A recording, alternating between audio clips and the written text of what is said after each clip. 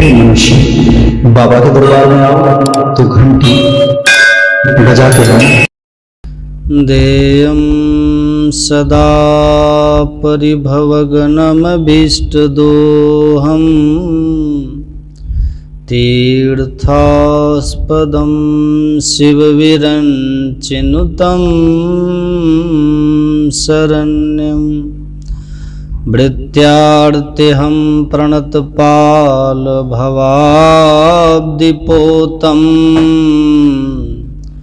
वन्दे महापुरुष ते चरणारविन्दम्। बंदो गुरुपद कंज कृपा सिंधु नर रूप हरि महामोह तम पुंज जासु वचन रवि करनी कर। श्री सद्गुरु महाराज की जय। परमाराध्य सद्गुरु महाराज के युगल पाद पद्मों में कोटि कोटि नमन। सभी संत महापुरुषों के चरणों में नमन। परमादरणीय सत्संग प्रेमी महानुभावों, धर्मानुरागिनी पूजनीय माताओं एवं धर्मशिला बहनों और YouTube चैनल के माध्यम से सुन रहे सभी श्रोता बंधुओं, माताओं एवं बहनों, दुर्गा पूजा के पावन पर्व की आप सबको हार्दिक शुभकामनाएं।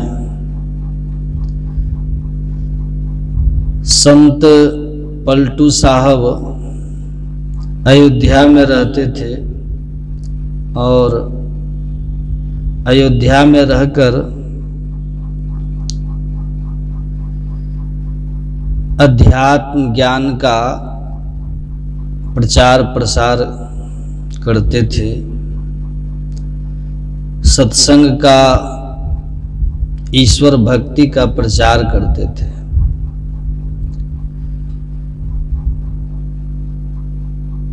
कर्मकांडियों ने संत पलटू साहब के साथ संत पलटू साहब को जिंदा आग में जला दिया।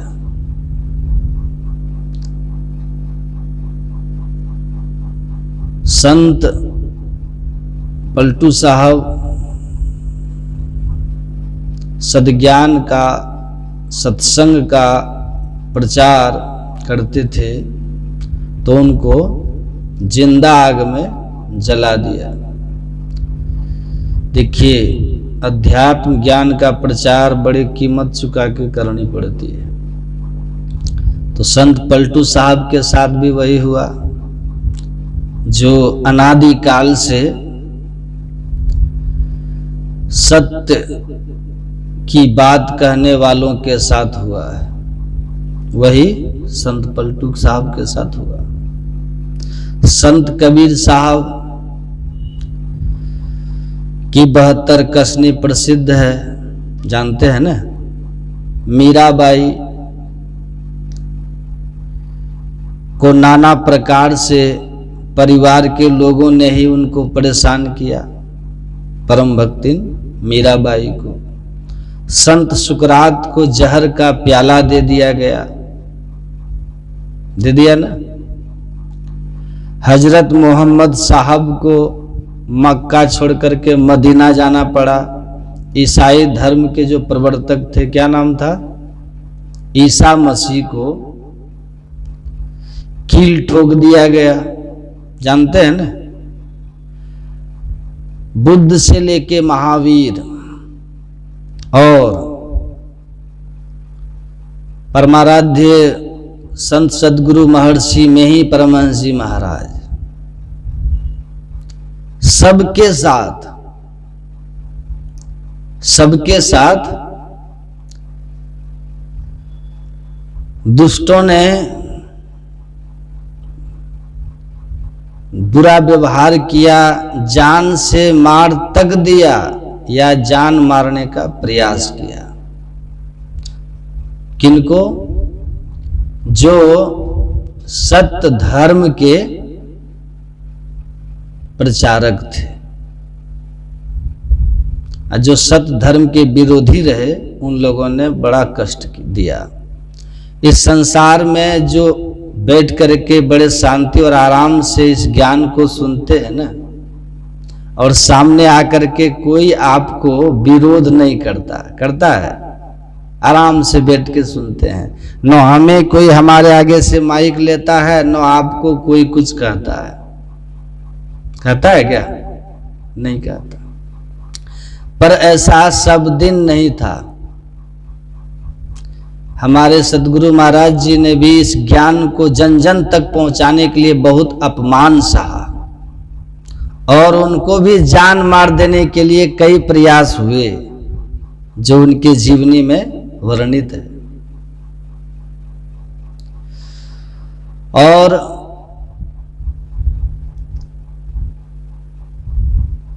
इसीलिए कि संत ऐसा क्यों किए?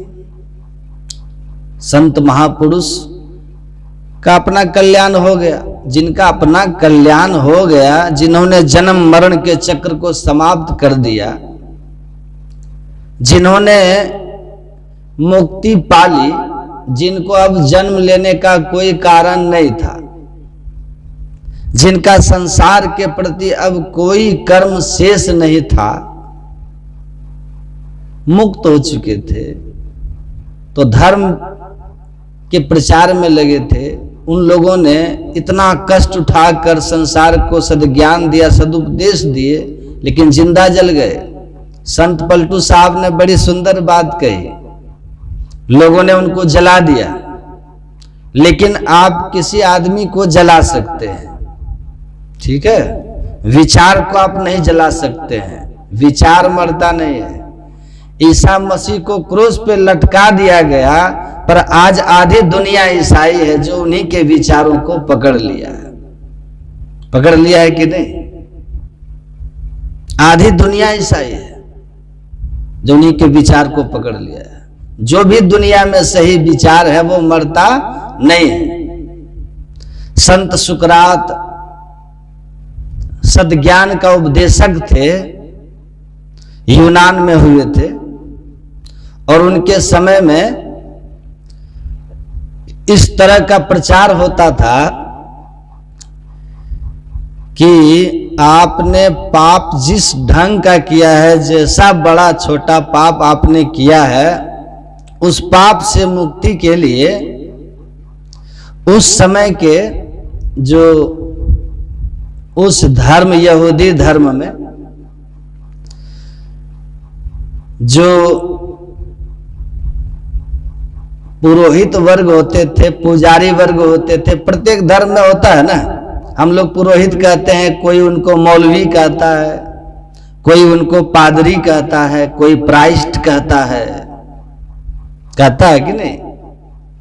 तो उस समय उस धर्म में जो पुरोहित वर्ग था, यहूदी धर्म में पुजारी वर्ग था, उनके नियम थे। क्या नियम थे? कि आपने अगर किसी की संपत्ति, किसी की जमीन हड़प ली, तो जमीन की कीमत जितना है उसका 10वां भाग अगर आप जा करके उनके धर्म स्थान में दान कर देते हैं, तो उससे आपके बेईमानी का पाप कट जाएगा। पैसे से पाप काट दिए जाते थे। सोचिए, आपने किसी की हत्या कर दी है, उस हत्या के पाप से बचना है तो एक निश्चित राशि ले जा करके अपने पुरोहित जी को आप दान कर दीजिए। ये यहूदियों में उस समय प्रचलित था। संत सुकरात जब प्रकट हुए, जब उनका यूनान में प्रभाव बढ़ा, तो संत सुकरात ने इन सब बातों का जोरदार खंडन किया और उन्होंने कहा कि पैसे से पाप की मुक्ति नहीं होती है। पैसे से अगर पाप नाश हो तो सारे स्वर्ग पर अमीरों का अधिकार हो जाएगा कि नहीं? पाप के नाश का कोई प्रायश्चित इस तरह का नहीं है। ये सब ढोंग है, पाखंड है। धर्म के नाम पर दान लेकर, पाप शोधन के नाम पर दान लेकर लोग अपने जीवन में सुख सुविधा बटोर रहे हैं, भोग रहे हैं। समझ रहे हैं बात? और बहुत तरह से संत सुकरात ने आध्यात्मिक बातों का प्रचार किया। परोपकार, ध्यान, ज्ञान, इन सब चीजों से मुक्ति होती है और पाप नाश होता है, संत सुकरात ने कहा। धर्म ग्रंथों में भी लिखा हुआ है ना, शास्त्रों में, कि पाप से मुक्ति के अन्य उपाय नहीं है सिवाय ध्यान और सत्संग के। जन्मार्जितानि पापानि नाशमायन्ते यस्वे सत्संगतिर्भवेत् तस्य नान्यता घटते ही सह। जन्म जन्मांतर के किए हुए पाप का नाश करने का उपाय क्या है? कहते थे सत्संगति, अर्थात सत्संग है, ध्यान है। सत्संग से पापों का नाश होता है। सत्संग दो तरह का होता है, नान्यथा घटते ही स, अन्यथा और कोई उपाय नहीं है पाप नाश के, और कोई उपाय नहीं है। तो सत्संग के संबंध में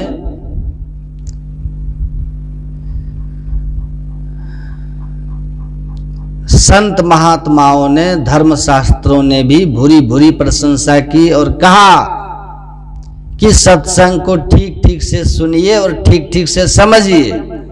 सत्संग दो तरह का होता है। गुरु महाराज कहते हैं नित्य सत्संगति करो बनाई, गुरु महाराज की वाणी है ना, नित्य सत्संगति करो बनाई, अंतर बाहर द्वे विधि भाई, धर्म कथा बाहर सत्संगा, अंतर सत्संग ध्यान अभंगा, है ना। कहते ये अंतर और बाहर बैठ करके सत्संग को सुनना, ये क्या है? सुनि समझे जन मुदित मन मज्जहि अति अनुराग। बैठ करके श्रद्धा और प्रेम से सत्संग के वचनों को सुनना, है ना, ये क्या है? बाहर का सत्संग है। और सत्संग में जो बताया जाता है, पापों से मुक्ति, आत्मदर्शन, ईश्वर की प्राप्ति, वो ध्यान करना, वो ध्यान साधना, ये अंतर सत्संग है, जिससे जीव का पीव से मिलन होता है माया के आवरण को अंत करके। तो इस तरह की पूर्ण व्याख्या वही धर्म ग्रंथ कहता है कि बिना अंतर बाहर के सत्संग किए पापों का नाश करने का कोई उपाय नहीं है। चाहे आप कहीं भी चले जाइए, कुरुते गंगा सागर गमनम, व्रत परिपालन मथवा दानम, ज्ञान विहीन सर्वमतेन मुक्तिम भजतिन जन्म सतेन। चाहे मथुरा जाइए, प्रयाग जाइए, काशी, हरिद्वार, कहीं भी चले जाइए, मुक्ति, पापनाश, ईश्वर का दर्शन दुनिया के किसी तीर्थ में जाकर के डुबकी लगा करके नहीं होता है। पाप नहीं धुलते हैं, ऐसा मानना केवल ब्रह्म मात्र है। ठीक है, केवल ब्रह्म मात्र है, केवल अज्ञानता का प्रदर्शन है। तो संत सुकरात भी इन बातों को कहते थे। संत कबीर साहब कहते हैं लोका मती का भोरा रे, जो काशी तन तजे कबीरा, राम ही कौन निहोरा रे। अरे अगर तुम ऐसा कहते हो कि काशी में जाके मर जाने से मुक्ति होती है, तो परमात्मा को पाने के लिए नाना तरह से जो लोग बैठ करके साधन ध्यान कर रहे हैं, सदाचार का पालन करते हैं, कठिन कठिन गृह त्याग करके हिमालयों में जाकर के साधन रत हो जाते हैं, अगर मुक्ति इतनी सरल थी कि काशी में मर जाओ और मोक्ष हो जाए, तो फिर इतने सारे भजन ध्यान की बातें वेदों पुराणों में और संतों की वाणियों में देने का क्या मतलब था? कहते इतना सहज नहीं है, ये सब भ्रम मात्र है। काशी में रहने वाले जो पुजारी है उनके केवल रोजगार मात्र है, समझ रहे हैं, उनसे उनको लाभ होता है। तुमको क्या लाभ होने वाला? कुछ लाभ होगा? उन्होंने कहा राम भगति में जाको हित चित्ताको अचरज कहा, गुरु प्रताप साधु की संगति जग जीते जात जुलाहा। गुरु की कृपा से और सत्संग साधु के संग से इस संसार को जीत करके, अर्थात जन्म मरण के चक्र को समाप्त करके संत कबीर जा रहे हैं। गुरु की कृपा और सत्संग के प्रभाव से अंतर बाहर सत्संग करके कहे कबीर सुनो हो संतो, अब भरम परोजनी कोई, अजस काशी तस मघाऊ सर हृदय राम जे होई। कहते हैं मूल बात यही समझिए, यही है कि आपके हृदय में राम है कि काम है। अगर काम है, संसार की वासनाएं हैं, तो वास सुरति ले आवे देहावसान समय चित्ते यद यद विभावयेत तत्तदेव भवे जीव इत्येव जन्म कारणम। अगर अंत समय में आपके हृदय में संसार की वासना है तो वो वासना आपको फिर संसार में खींच करके ले आएगी। लेकिन अगर आपके हृदय में राम बसते हैं तो मुक्ति होगी, इसमें कहीं कोई संशय नहीं है। चाहे शरीर काशी में छूट जाए, चाहे शरीर मगर में छूट जाए, चाहे शरीर भावे देह छूटी जाओ काशी माही गंगा तट, भावे देह छूटी जाओ क्षेत्र मगहर में, भावे देह छूटी जाओ विप्र के सदन मध्य, भावे देह छूटी जाओ स्वपच के घर में, भावे देह छूटे देश आरय अनारय में, भावे देह छूटी जाओ वन में नगर में। सुंदर ज्ञानी के कछु संशय रहत नहीं, स्वर्ग नरक सब भागी गयो भर में। कहते हैं काशी में मर जाओ, मगर में मर जाओ, चाहे किसी ब्राह्मण के घर में या किसी चंडाल के, चाहे वन में मरो या नगर में शरीर का त्याग कर दो। सुंदरदास जी महाराज कहते हैं जिसको ये ज्ञान हो गया है, जिसको ये ज्ञान हो गया, आत्मज्ञान हो गया है, अंतर बाहर के सत्संग से जिसने आत्मज्ञान को उपलब्ध कर लिया, वो कहीं भी शरीर का त्याग करेगा, उसको कोई संशय नहीं है कि वो मोक्ष धाम में जाएगा, मुक्ति के धाम में जाएगा, जन्म मरण से मुक्त होकर परमात्मा के धाम में जाएगा। अब बाकी अगर ज्ञान विहीन है तो दुनिया के नाना प्रपंच और कर्म कांड अगर आपको मोक्ष दे दें, कहते ये असंभव है, असंभव है। वेद पुराण सबको पढ़ के आप देख लीजिए, किसी भी धर्म के ग्रंथ को आप पढ़ के देख लीजिए, ठीक है। तो ये सत्संग संत सुकरात इसी तरह का प्रचार करते थे कि आत्मज्ञान ही मोक्ष का एकमात्र साधन है, पाप नाश का साधन है, और आत्मज्ञान की प्राप्ति केवल ध्यान से होती है, माइक आवरणों को पार करने से होता है। ज्ञान जब अज्ञान से ढक जाएगा ना तो दिक्कत हो जाएगी। संत सुकरात ने जब लोगों को कहने लगा कि धन से किसी की मुक्ति, पाप की मुक्ति नहीं होती है, कि आपने किसी के साथ बलात्कार कर दिया, दुष्कर्म कर दिया है और उसके बदले आप मंदिर में पैसा चढ़ा दिए तो आपके पाप नाश हो गए, उस पाप से मुक्त हो गए, ऐसे प्रचार के लोग ऐसी धारणा मानते थे। संत सुकरात ने देखा कि अरे सबको ये लोग नरक भेज देंगे, अपना तो नरक जाएंगे ही, इन सबको भी नरक पहुंचाएंगे। इसीलिए संत सुकरात ने लोगों को इस पाखंड के खिलाफ खड़ा होकर के उपदेश करना प्रारंभ किया। परिणाम हुआ कि लोग जाकर के राजा को कान भरने लगा कि संत सुकरात लोगों को धर्म विरोधी बना रहा है, कान भर दिया। तब राजा ने संत सुकरात को कैद करवा लिया और कहा कि सुनो, तुम अपने विचार को बदल दो, तुम अपने विचार को बदल दो, इस प्रचार को खत्म करो। वहां बलि प्रथा भी चलती थी, अपने यहां भी चलता है ना, दुर्गा पूजा में देखिए, अभी देवता की मिट्टी के देवता को लोग, अभी होता है ना, आज नवमी है, 9 दिन दुर्गा दुर्गा, और अगले दिन से मुर्गा मुर्गा करते हैं ना। अभी देखिए बलि चढ़ रहा है, होता है ना, 9 दिन एकदम दुर्गा माँ के बारे में बात करेंगे, और 10वें दिन से कहाँ मुर्गा बढ़िया है खोजना शुरू करेंगे। तो ये क्या है, पाखंड है कि नहीं? खैर इतना तो है कि 9 दिन बेचारे 9 दिन कम से कम मुर्गा से बच जाते हैं, तो 9 दिन पाप से तो बचते हैं ना। इतना जरूर क्रेडिट में माता दुर्गा को देता हूं कि 9 दिन वो रोज मुर्गा मारने वाले को भी पाप से बचाती है, कम से कम 9 दिन। लेकिन 10वें दिन से जो मुर्गा करते हैं ना, तो ये बहुत बहुत बुरी बात है। बुरी बात है कि नहीं? तो वहां भी बलि प्रथा थी, सब लोग ले आते थे। साल में एक दिन देवी के यहाँ प्रत्येक आदमी को अपने घर से कोई न कोई पशु लेके आना पड़ता था बलि के लिए। संत सुकरात भी आए, सब अपना पशु लाइन में लगा दिए हैं, एक एक करके कट रहा है। संत सुकरात को कहा तुम्हारा पशु कहाँ है? तो वो मिट्टी का बना हुआ एक पशु, एक मिट्टी का बना हुआ भेड़ा लेके आए संत सुकरात। कहा कि मेरा पशु यही है, मेरा पशु यही है। कहा कि ये मिट्टी वाला? कहा कि जब देवता मिट्टी का है तो पशु असली क्यों चढ़ाएंगे भाई? पशु भी मिट्टी का चढ़ेगा है? देवता मिट्टी का और पशु जिंदा जागृत।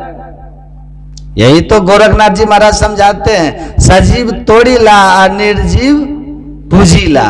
अब पाप के करनी कैसे दूतर तरीला। कहते हैं जीव को मार देते हो, निर्जीव पे चढ़ा देते हो पत्थर पाषाण पे, है? सजीव को मारे, निर्जीव पे चढ़ा दिया, पाप कर्म कर रहे हो। कहते हो कि नरक से हम मुक्त हो जाएंगे, ये तो घोर नरक में और चले जाओगे, घोर नरक में चले जाओगे। युपम छित्वा पशुन हत्वा कृत्वा रुधिर कर्दमम यद्यम गम्यते स्वर्गे नरके केन गम्यते। हैं? कहते हैं अरे निरीह पशुओं का खून बहा करके उसके मांस को प्रसाद करके खाकर खाने वाला ऐसा दुष्ट आत्मा, ऐसा निर्दयी व्यक्ति अगर स्वर्ग चला जाए तो फिर परमात्मा ने किस पाप के दंड स्वरूप नरक की व्यवस्था की है? अर्थात पशु हत्या करके कोई भी अगर ईश्वर या किसी भी नाम पर, यज्ञ के नाम पर देवोपहार व्याजेन यज्ञ व्याजेन वाथवा गणंती जनंतु गणान गौरवत यांत दुर्गतिम। कहते हैं यज्ञ के नाम पर या देवता के नाम पर जो पशु की हत्या करता है, अब प्रसाद करके उसको खाता, वो घोर नरक में जाता है। ये वेद के वाक्य है, पढ़ लो। तो संत सुकरात ऐसे ही खंडन करते थे, सत्य ज्ञान की बात कहते थे कि ये सब पाप के करनी है, इसको धर्म मत मानो। अरे अहिंसा परमो धर्म, धर्म तो अहिंसा है कि नहीं है? दूसरे जीव की रक्षा के लिए अपने आप को जो उत्सर्ग कर दिया, वही धर्म के पथ को जाना है, वही धर्म के पथ का अनुयायी है।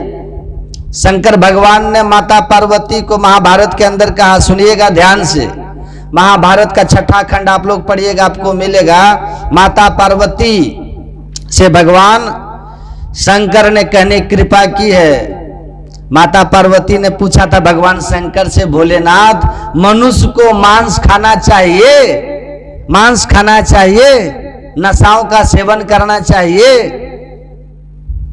तो भगवान शंकर ने कहा, देवी कभी भी नहीं खाना चाहिए मांस, और कभी भी नशा नहीं पीना चाहिए। माता पार्वती ने कहा, अगर कोई मनुष्य मांस खाता हो और नशा पीता हो तो उसको क्या कहेंगे, सो बताइए। देखिएगा भगवान शंकर क्या करें। भगवान शंकर ने कहा, आत्मार्थे यत परमनांत हिंसा स्वादु फलेप्सया व्याघ्र गृध श्रृंगाले राक्षसेस तु समस्तु स। हे देवी सुनो, जो मनुष्य के शरीर में आकर के शरीर को हिष्ट पुष्ट करने के ख्याल से मांस खाता है ना, मदिरा पीता है, मांस का खाता मदिरा पीता, वो मनुष्य के शरीर में व्याघ्र है। व्याघ्र का मतलब क्या होता है? क्या होता है व्याघ्र का मतलब? बाघ। व्याघ्र का मतलब बाघ। वो मनुष्य के शरीर में है लेकिन बाघ के समान है, वो बाघ है, अहिंसक हिंसक जानवर है व्याघ, बाघ है। सज्जनों, इतना ही कह करके रहने गए भगवान शंकर। आगे फिर बोले गिद्ध। गिद्ध का मतलब क्या होता है? गिद्ध। गिद्ध अभी हम आपको दिखता है बिहार में, पहले था ना गिद्ध, सब मरी खाता था ना, देखिए कैसा नाम दिया, गिद्ध। गिद्ध जो मरी खाने वाला है ना, उसका नाम लेकर के भगवान शंकर कहते माता पार्वती को देवी। मांस खाने वाला, मदिरा पीने वाला प्राणी मनुष्य के शरीर में बाघ के समान तो है ही है, गिद्ध के समान भी है। फिर आगे क्या कहते हैं भगवान शंकर? श्रृगाल। श्रृगाल का मतलब क्या होता है? सियार, जिसको गिदड़ कहते हैं। अब बिल्कुल देहाती भाषा में नेड़िया कहते हैं, नेड़िया। भगवान शंकर कहते हैं वो मनुष्य जो मांस खाने वाला है ना देवी, मदिरा पीने वाला है, वो नेड़िया के समान है, गीदड़ के समान है, मनुष्य के शरीर में रह करके। अंतिम में क्या बोले? राक्षसे तु समस्तुसा, हे देवी राक्षस के समान है तो मनुष्य के शरीर में, लेकिन किसके समान है? राक्षस के समान है। मैं अपनी बात नहीं बता रहा हूं, भगवान शंकर की बात बता रहा हूं। किसी के दिल में दुख होगा, जाकर के भगवान शंकर से पूछ लीजिएगा।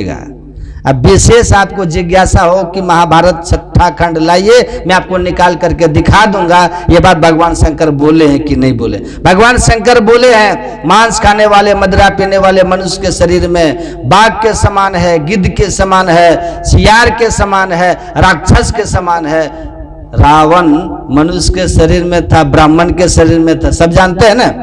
ब्रह्मा का परपोता, पुलस्त का पोता मनुष्य शरीर में जन्मा। भगवान शंकर का साधारण पुजारी था। अभी जो भगवान शंकर को पूजने वाले आदमी है ना, शिव चर्चा वाले, सब अंगुलियों काट करके भगवान शंकर को चढ़ाएगा कोई? हो सकता भले आन पर कभी चढ़ा भी दे, आन पर चढ़ा दे, उंगली काट करके, गर्दन काट के चढ़ाएगा, लेकिन मजाल है। लेकिन रावण के लिए आप पढ़िए, भगवान शंकर को भजता था ना, वो एक नंबर का पुजारी भगवान शंकर का। 10 गर्दन काट काट के भगवान शंकर के श्री चरणों में चढ़ाता था।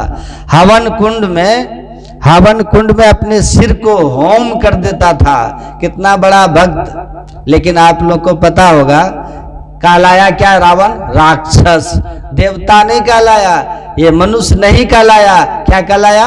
ये राक्षस कहलाया रावण। सज्जनों ध्यान से समझ लीजिए और सुन लीजिए, ये राक्षस कहलाया ना है? तो मांस मछली खाने वाला कौन होगा? देखिए वो देवता नहीं कहलाया, जबकि ब्रह्मा का परपोता, पुलस्त का पोता, विश्वश्रवा का बेटा देवता कहलाना चाहिए ना उनको। देवता नहीं कहलाया, क्या कहलाया? राक्षस। क्यों कहलाया? मांस खाता था और मदिरा पीता था, सबको सताता था। एक दिन ऐसा हुआ ना, परमात्मा श्री राम की पत्नियों को चुरा भी के ले गया। कैसा नीच आदमी था, देख लीजिए रावण। भगवान शंकर का भजन कर रहा है, कितना घटिया काम किया भगवान शंकर। भगवान श्री राम की पत्नी को हरण करके ले गया रावण। भगवान शंकर का भजन कर रहा है, अब भगवान श्री राम की पत्नी को हर के ले जा रहा है। कितना नीच आदमी है। एक तो अपने दुष्कर्म से वो राक्षस कहलाया, मांस खाने के कारण, मदिरा पीने के कारण मनुष्य के शरीर में वो उनको देवता कहलाना चाहिए, वो राक्षस कहलाया। और इतना घटिया काम, नीच काम किया कि माता सीता को हर के ले आया। एक दिन क्या हुआ, हनुमान जी उनकी पूरी लंका को जला दिए कि नहीं। एक बार भगवान शंकर गए कहने के लिए, भगवान शंकर कि रावण हमको गर्दन काट के चढ़ाता है, छोड़ दीजिए, बड़का भगत है। यहाँ पर मांस मछली खाइएगा, भगवान शंकर को पूजिएगा, रक्षा करने आएंगे। लोग कहते हैं भगवान शंकर को पूजे न, औभरदानी है, आशुतोष है, अति शीघ्र प्रसन्न होने वाले, भला करेंगे। मच खोखा होकर के रहने में भला करेंगे, मांस खाएंगे भला करेंगे। ऐसा जो उपदेश कर रहा है उससे सावधान रहिए। ये भगवान शंकर का वचन है, सावधान रहिएगा सज्जनों। एक दिन ऐसा हुआ, परमात्मा श्री राम माता सीता को लेने गए ना, तो क्या हुआ? रावण की सारी कुल खानदान का नाश कर दिए कि नहीं कर दिए? अंतिम में रावण का भी नाश कर दिया। एक बार भी भगवान शंकर नहीं गए कहने के लिए कि छोड़ दीजिए, हमारा भक्त है, गर्दन काट के चढ़ाता है। एक बार नहीं बोले भगवान शंकर भीतर भीतर सोच रहे थे जाने दो जहन्नुम में इसको, ये हमारा तामसी भक्त है। तामसी भक्त के रहने पर संसार में पाप फैलता है, पाप की वृद्धि होती है, अधर्म फैलता है, अधर्म की वृद्धि होती है, इसको जाने दो। उसी प्रकार से अभी हम लोग मांस खा करके भगवान शंकर को देवी देवता को पूजिएगा तो फिर आपका भी सत्यानाश का समय हो जाएगा ना। भगवान कोई बचाने भी नहीं आएगा, ना देवी देवता, भगवान शंकर भी नहीं आएंगे। हम लोग संत मत के सत्संगी हैं, 1 नंबर के शिव जी के पुजारी हैं, बिंदुनाथ की उपासना करने वाले हैं। 3300 करोड़ देवी देवता की उपासना हो गई, गुरु की उपासना हो गई, परमात्मा की उपासना हो गई। ऐसी उपासना हम आप लोग कर रहे हैं जो भगवान शंकर ने कहा, सो हम लोग कर रहे हैं। ये है असली भक्ति। उधर नकली में मत जाइए। असली का भेद तो सच्चे संत सदगुरु ही बताएंगे, कच्चे गुरु नहीं बता सकते। कच्चा गुरु तो केवल शिष्य को फुसला करके, पटिया करके उससे खूब खाता है, उसका धन लूटता है। एक दिन उसकी ऐसी नौबत आती है, वो स्वयं नरक में जाता है और जितना चेला उससे जुड़ा है सब उसका नरक में चला जाता है। गोस्वामी तुलसीदास जी महाराज कहते हैं, हरई शिष्य धन शोक न हरई, असो गुरु घोर नरक में पड़ई। घोर नरक में जाएगा, जब गुरुए घोर नरक में जाएगा तो चेला नहीं जाएगा, चेलो सब चला जाएगा। इसलिए सावधान रहिए, सच्चे संत सदगुरु की शरण में जाइए, आपको अपने किए सत्कर्म का फल प्राप्त होगा। आप संसार रूपी समुद्र को पार कीजिएगा, आपका परम कल्याण होगा। और समर्पण भाव से गुरु की सेवा कीजिए, अमानी होकर के गुरु की सेवा कीजिए, बड़ा फल आपको मिलेगा। तो इतना ही कह करके मैं अपनी वाणी को विराम देता हूँ। श्री सद्गुरु महाराज की जय।